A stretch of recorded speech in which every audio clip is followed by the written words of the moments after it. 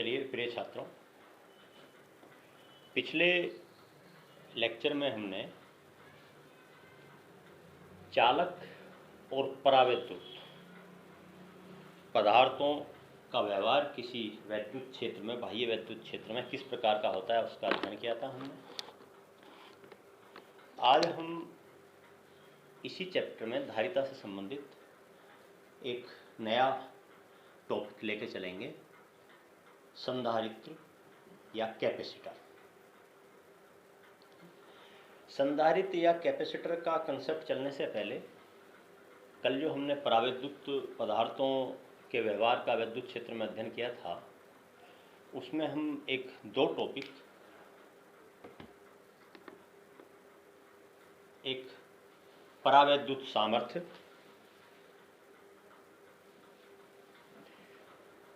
That means dielectric constant, dielectric strength,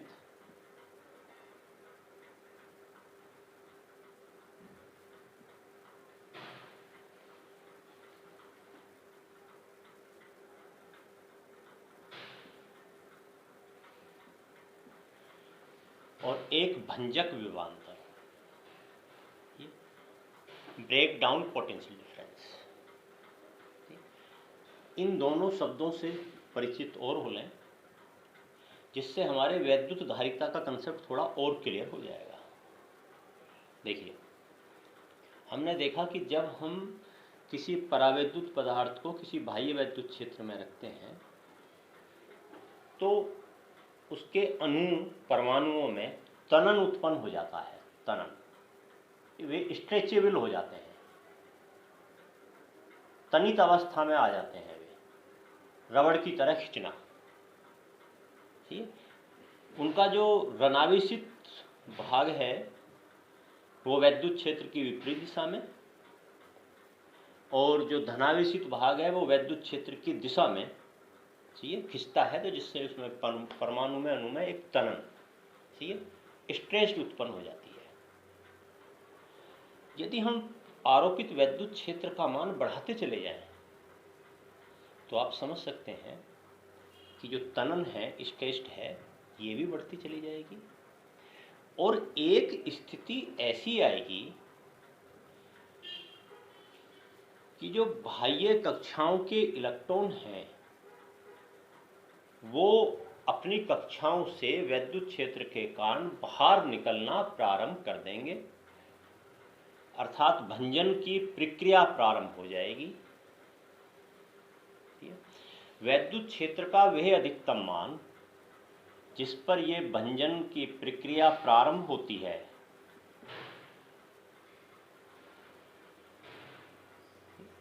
उसे हम परावैद्युत सामर्थ्य के नाम से जानते हैं।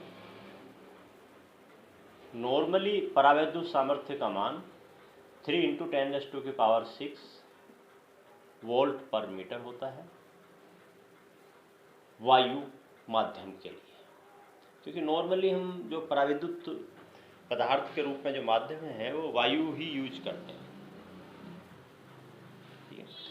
और जिस विभवांतर पर यह परिघटना भंजन की प्रारंभ होती है उसे हम भंजक विभवांतर या ब्रेकडाउन पोटेंशियल डिफरेंस कह देते हैं। और 1 सेंटीमीटर पृथक्करण के लिए, देखिए हमें पता है कि बिंदुओं के बीच की दूरी बढ़ने पर विभवांतर का जो मान है वो भी बढ़ता चला जाता है। तो 1 सेंटीमीटर पृथक्करण के लिए जो भंजक विभवांतर है वो V = E × D से हम निकाल लेंगे। 3 × 10⁶ × 10⁻⁻², क्योंकि 1 सेंटीमीटर दैट मीन्स 10⁻⁻² मीटर, सही, D के स्थान पर, सही, वोल्ट दैट मीन्स 3 × 10⁻⁴ वोल्ट। तो ये हो गया भंजक विभवांतर।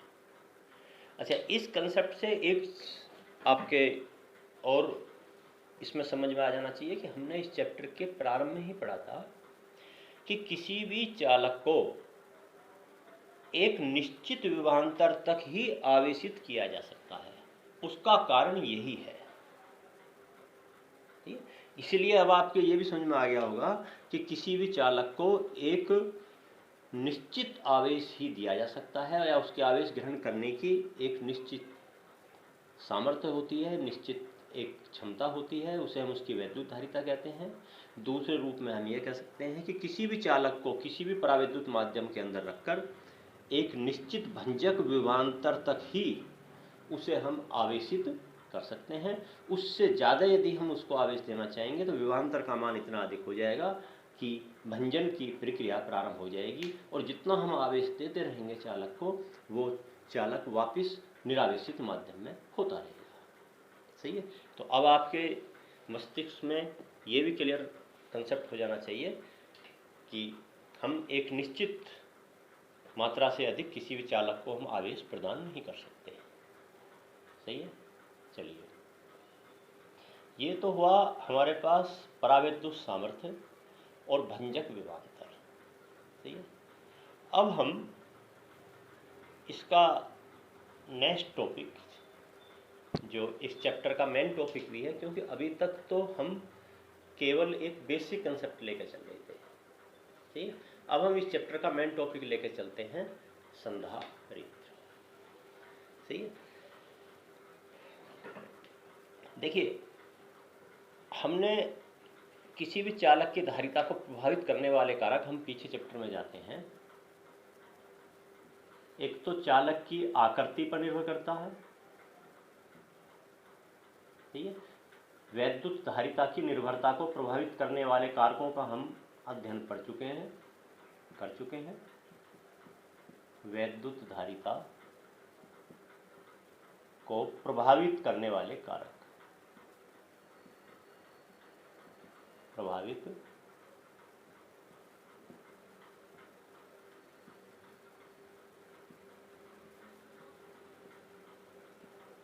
करने वाले कारक। हमने पढ़े थे, एक तो आकृति, आकार,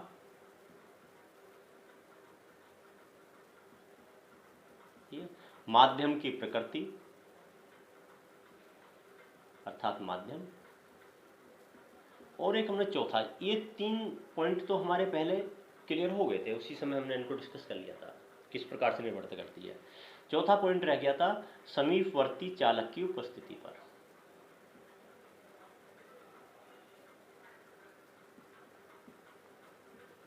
समीपवर्ती चालक की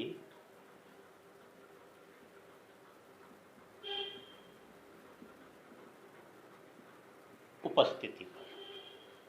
ठीक है। अब हमें ये देखना है कि समीपवर्ती चालक की उपस्थिति से किसी भी चालक की जो वैद्युत धारिता है वो किस प्रकार से प्रभावित होती है। ठीक है। पहले हम संधारित्र का कंसेप्ट समझने से पहले, संधारित्र का सिद्धांत समझने से पहले यही देख लेते हैं कि किसी भी समीपवर्ती चालक की उपस्थिति का वैद्युत धारिता पर क्या प्रभाव पड़ता है। सही। यहाँ पर आप एक चीज और ध्यान रखेंगे, मैं पहले कह चुका हूँ, और वो ये कि धारिता जो है उसका मुख्य सूत्र यही होगा, दिया गया आवेश और उत्पन्न विभवांतर का अनुपात। सही है। C बराबर Q बटे V, ये इस चैप्टर का बेसिक की पॉइंट है। फिर दोबारा मैं बता रहा हूं कि किसी भी चालक को दिए गए आवेश और उससे उत्पन्न विभव, दोनों का अनुपात निकालने पर उस चालक की वैद्युत धारिता आ जाती है। ये हम प्रारंभ में ही पढ़ चुके हैं। ठीक है। अब इसी चीज को ध्यान में रखते हुए अब जो मेन बेसिक कंसेप्ट है कि यदि वैद्युत विभव में कमी हो जाए, अर्थात आवेश को नियत रखते हुए, चालक पर आवेश को नियत रखते हुए हम उसके विभव में किसी प्रकार से कमी कर दें, तो बताइए क्या उत्तर होगा। आपका उत्तर स्पष्ट, यदि आपका इधर ध्यान है तो आपका उत्तर होगा कि उस चालक की धारिता बढ़ जाएगी। क्यों? क्योंकि आवेश तो रखा हमने वही, और किसी अन्य प्रकार से उसके विभव में हमने कमी कर दी, तो निश्चित है कि Q बटे V का मान बढ़ गया, अर्थात धारिता का मान बढ़ गया। ठीक है। यही इस संधारित्र का सिद्धांत भी है कि किसी भी समीपवर्ती चालक की उपस्थिति से उसके विभव में कमी हो जाती है, चालक के विभव में, परिणामतः उसकी वैद्युत धारिता बढ़ जाती है। यही संधारित्र का सिद्धांत है। ठीक है, इसे और स्पष्ट समझने के लिए हमने यहाँ पर देखिए, सबसे पहले हम यहाँ पर ये एक चालक प्लेट है, इस पहले वाले इसमें केवल एक चालक प्लेट, इसको हमने Q आवेश दिया है, Q आवेश, और मान लेते हैं इस पर विभव का मान इस अवस्था में V है। इस चालक प्लेट पर Q आवेश देने से, Q आवेश देने से चालक प्लेट का विभव V है। आप समझ सकते हैं कि जो धारिता है इसकी C बराबर Q बटे V होगी। ये मैं पहले ही अभी थोड़ी देर पहले डिस्कस कर चुका हूँ। अब हमने क्या किया, दूसरी अवस्था में आप इस रेखा चित्र को देखिए, इस चालक के समीप एक दूसरा चालक रख दिया। कुछ नहीं कहा हमने ये एक कोई चालक आवेशित चालक प्लेट है और इस आवेशित चालक प्लेट के सामने एक केवल दूसरी चालक प्लेट रखी है। अब आपको इससे कंफ्यूज होने की आवश्यकता नहीं है कि मैंने इस पर आवेश कैसे दिखाया है। देखिए, वो प्रेरण के कारण उत्पन्न होगा। जब भी हम पहले पढ़ चुके हैं कि जब भी हम किसी आवेशित चालक के समीप कोई दूसरा आवेशित चालक रखते हैं तो प्रेरित आवेश उत्पन्न हो जाता है। समीपवर्ती पृष्ठ पर विपरीत प्रकृति का आवेश और दूर वाले पृष्ठ पर समान प्रकृति का आवेश उत्पन्न हो जाता है। ये हम पहले पढ़ चुके हैं। तो इस सामने वाली समीपवर्ती चालक प्लेट पर प्रेरण के कारण आवेश उत्पन्न हो गया। ठीक है, इसका क्या प्रभाव पड़ेगा, देखिए, जो ये समीपवर्ती पृष्ठ पर ऋणात्मक आवेश उत्पन्न हुआ है विपरीत प्रकृति का, इसके कारण तो इस प्लेट के विभव में कमी होगी, और जो दूरवर्ती पृष्ठ पर जो समान प्रकृति का आवेश उत्पन्न हुआ है उसके कारण इस प्लेट के विभव में क्या होगी, वृद्धि होगी। प्रभाव किसका ज्यादा पड़ेगा, जो समीप है। तो ये समीपवर्ती पृष्ठ, ये ऋणात्मक आवेश वाला पृष्ठ है, तो इसलिए इसका प्रभाव ज्यादा है। तो हम समझ सकते हैं, कह सकते हैं स्पष्ट रूप से कि अब इस चालक प्लेट का जो विभव है वो पहले से कम हो जाएगा, V डैश, और उसका मान V से कम हो जाएगा, चालक प्लेट का विभव। तो देखिए, हमने कुछ नहीं करा, हमने सामने एक दूसरी चालक प्लेट रखी और उस चालक प्लेट के रखने मात्र से उस पर प्रेरित आवेश उत्पन्न हुआ। परिणामतः इस चालक प्लेट का विभव V से घटकर V डैश हो गया। और धारिता यदि हम कैलकुलेट करना चाहें तो धारिता अब C डैश, जिसे हम कह सकते हैं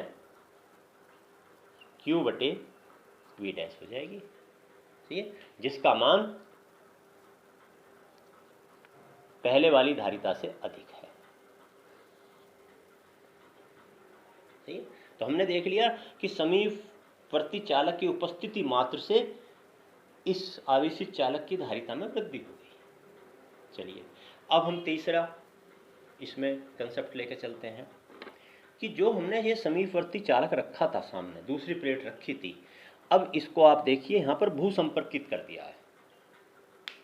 भू संपर्कित करने से क्या होता है, ये हम पहले भी पढ़ चुके हैं कि जो ये आवेश है समान प्रकृति का, जो दूरवर्ती पृष्ठ पर उत्पन्न हुआ था, ये तो पृथ्वी में चला जाता है। लेकिन जो ये विपरीत प्रकृति का आवेश है, ये आकर्षण, वैद्युत आकर्षण बल के कारण रुका रहता है और ये पृथ्वी में नहीं जा पाता। मेरे विचार से आप समझ गए होंगे कि अब इस चालक प्लेट के विभव में और कमी हो जाएगी, क्योंकि जो यहाँ पर विभव में वृद्धि करने वाला जो प्रेरित आवेश था वो पृथ्वी में चला गया। सही है, अब इस चालक प्लेट के विभव को मान लेते हैं V डबल डैश हो गया, और हमें पता है कि V डबल डैश का मान V डैश से भी कम हो जाएगा, अर्थात ऊपर वाली स्थिति से भी कम हो गया।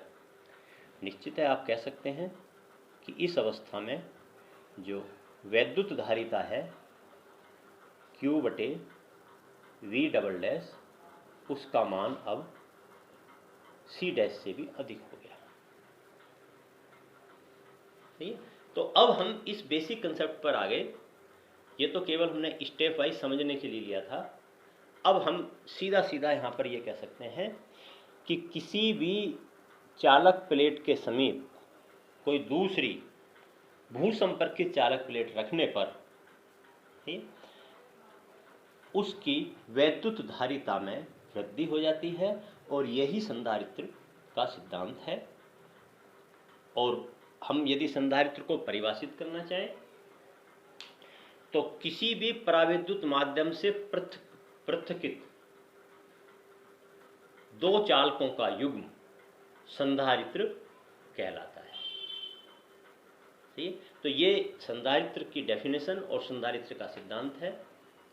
अब संधारित्र में चालक हम किस आकृति का यूज कर रहे हैं उसके आधार पर संधारित्रों के जो प्रकार हैं वो अलग अलग हो जाते हैं। यदि हम दो समांतर प्लेटें यूज कर रहे हैं तो हम समांतर प्लेट संधारित्र कह देते हैं। यदि हम दो बेलनाकार चालक यूज कर रहे हैं एक ही अक्षीय, तो हम बेलनाकार संधारित्र कह देते हैं। यदि हम दो गोलीय सकेंद्रीय गोलीय चालक यूज कर रहे हैं तो हम गोलीय संधारित्र कह देते हैं। तो इस प्रकार से अलग अलग आकृति के आधार पर संधारित्रों का नामकरण अलग अलग हो जाता है। जो सूत्र की उत्पत्ति है वो अलग अलग आएगी, सूत्र का प्रारूप अलग अलग आएगा, लेकिन जो कंसेप्ट है वो एक ही रहेगा। ठीक है, तो अब हम इससे जो नेक्स्ट लेक्चर में हैं, अब समांतर प्लेट संधारित्र और गोलीय संधारित्र, ठीक है, उनका विस्तृत रूप से अध्ययन करेंगे। ठीक है, ये यहाँ तक आप समझ सकते हैं कि जो ये बेसिक कंसेप्ट चल रहे थे, अब आगे आपका डेरिवेशन वाला पोर्शन शुरू होगा। ठीक है, तो मिलते हैं फिर नेक्स्ट लेक्चर में, और आप बार बार पूरी वीडियो क्लिप देखते रहिए, जो कि आपसे बार बार कहा जा रहा है। ठीक है, लेकिन आप उसका अक्षर से पालन नहीं करते।